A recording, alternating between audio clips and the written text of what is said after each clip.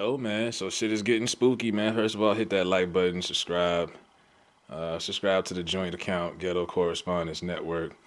So, Breakfast Club had DL Hughley on there this morning, and they were talking about Puffy.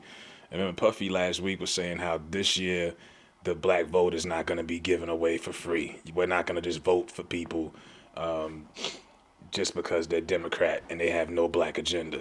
Now, is Puffy the messiah of black America? Not by any means. And I'm not a fan of Puffy, but for the first time, I actually agree with Puffy. It kind of sideswiped me even because he was Mr. Vote or Die a few years ago. They used him as the spokesperson for that that bandwagon. And I don't know, Puffy, somebody spoke some sense into his head. Now, some people are taking it the wrong way, and they're looking at it like, oh, you're just saying not to vote, and not participate. So DL Hughley gets on Breakfast Club, and he says because this. they want to make sure that Don't say people. things. Diddy. Me. Yeah, but there's a lot of people that are agreeing with that. So people are saying that. And a lot of people agree to anything. There was a lot of. If somebody said they were Jesus, thousands of people would take up the call. So that's stupid, but it's dumb. Black people are dying from this. Black people. So maybe, and Puffy's statement was irresponsible and deadly. I'll tell you this: black people are dying disproportionately from this. We are. Us is us. Our grandfathers, our mothers, our fathers. So maybe what we get right away is somebody who isn't unconcerned that we are dying. Maybe we get to fucking survive. How about that? I have to respectfully disagree with you, DL. I don't think there's nothing irresponsible about demanding something for your vote because let's be clear, black people aren't dying because of coronavirus. Black people are dying because even of systemic Charlotte racism. know what's up. The underlying conditions that systemic racism that America has laid down for decades and decades and decades that nobody from any government, any particular party has helped us with. All they've done is contribute to the systemic racism that exists in the black and brown community. So it don't matter if it's coronavirus, cancer, diabetes, whatever the next disease is going to be, we're going to always be vulnerable until we change that. And you know what we need to change? Participation.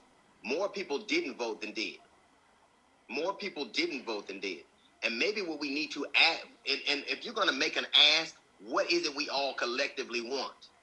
You can say, I got to get something for my vote, but your something, there should be at least collectively things that we can all agree on. But if your ask is different than my ask, then we don't get, neither one of us get quite what we want. Then we say, I won't participate. Listen, us not participating is the best thing in the world, and it contributes to what we go through right now. You have to participate regardless. Matter in terms of the resources that are allocated matters now. No, you don't. If we are poor and we're in the situation we're in, our educational situation, the prison system is as much a lack of participation on our part and showing up on our part as any other factors that we have to deal with. We already know they don't want us to do it. But to say to me that I'm just going to sit there and nobody's doing anything, so I'll just sit here. I'm in a movie called The Edge. He said that most people die of shame, and that's inactivity. And us doing anything, us doing nothing is the proper solution. I don't agree. I think that's wrong. All right, now that was some of the clip from DL. Now look, DL Hughley's like 50-something years old. He comes from that generation where, their parents marched and did everything they could do for voting. Look, we didn't get the chance to vote till like 1964. I think a big part of why that generation in particular is always about participation and just voting for the fuck of it is because they seen their parents marching and all of that, and they know what it was like. Some of people in that generation know what it's like because their parents couldn't vote. So from that perspective, I understand it. But when it's all said and done, bro, we're the only minority group that depends on politics and U.S. government to fucking fix our issues. And I don't understand that. I don't get it. This country is not, even though we built this country does nothing for us. They never will. Move the fuck on and do for yourself and stop depending on the white man to get it done. It ain't gonna happen, Captain. You know what I mean? Stop it. And if anyone disagrees, please write a fucking comment and try to be don't curse too much because YouTube might not let it slide. But you know what I mean? I just don't buy into that shit. And I'm not telling people not to vote. All I've ever said was to educate yourself properly before you vote just because someone's Democrat. And DL, much as I fuck with DL and his radio show, DL's a liberal, and one of the tactics that liberals use often to get black people's votes is they tell you to vote for one of the lesser of the evils. You know, like last time we got stuck with the whole we voted for Hillary because, you know, she was the lesser of the two evils. And what happened? She was sitting on her ass on the couch just like you. All right.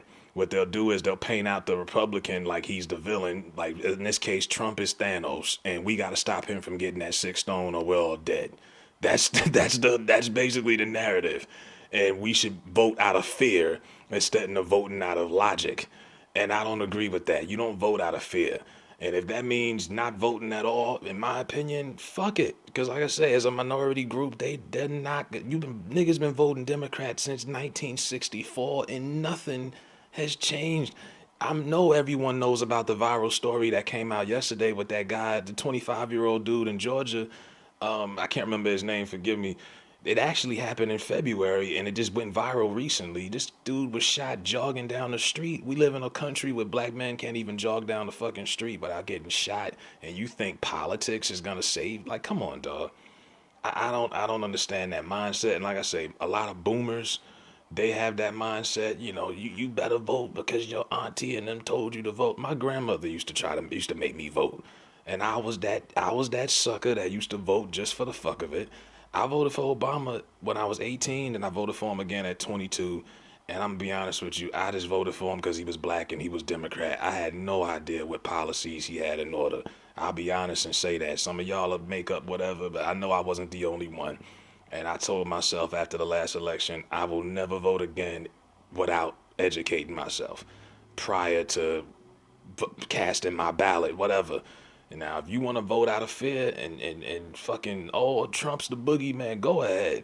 But if you get Biden in there, don't be disappointed if you don't get what you fucking want. You know, rather it's reparations or it's better school system, fairness and as far as in the court system and, mass incarceration. There's a lot of fucking problems we got. But I don't think voting for a 70-something-year-old white guy who passed all kind of fucked up bills back in the 90s to lock black men up is the answer. That's just my opinion. So, hopefully we get some good radio out of this. Maybe Diddy will come on DL's show and they can go at it, and have a good discussion. But, I personally don't think voting is the answer for black people. I think because we couldn't vote for so long, people just want to vote just because it makes them feel good. You get that sticker on your shirt and you're like, oh, I voted. I made a difference. Yeah, yeah, okay. If you think so, but that's just me. And, I had made a comment on the video on Instagram and of course, like the Instagram NAACP, some of them was on my ass and most of them agreed, but it is what it is, man. So, and another thing, Jamie Foxx actually called out Puffy also. You got to be careful with these gatekeepers, these celebrity gatekeepers. Jamie Foxx said that uh, Puffy. Hold on, let me look this up before I want to get this completely correct because Jamie had said something about Puffy as far as like you shouldn't put that much pressure on Joe Biden. Look, Jamie Foxx is that dude. I grew up on Jamie Foxx. I think he's the most I think he's the most talented entertainer of all time. Um, but Jamie's wrong. You know what I mean? He's talking about you shouldn't put all that pressure on Joe Biden as far as what he should do for the black community. And I'm like, but at the same time, y'all want him to vote. Like I said, I don't know any group of people that vote for politics based off emotion and not logic. Why are you voting for this guy just for the fuck of it? And he has nothing that he's bringing to help benefit you and your people and your tax-paying citizens. That makes no fucking sense. But like I say, you're gonna start seeing gatekeepers coming out and speaking their opinion. Because like I say, they're gonna try to scare black folks into voting for Joe Biden. That's where it's come down to. They tried to do it with Hillary 4 years ago. It did not work. What's the definition of insanity or crazy? Doing the same shit over and expecting different results. So take it however the fuck you want to take it, man.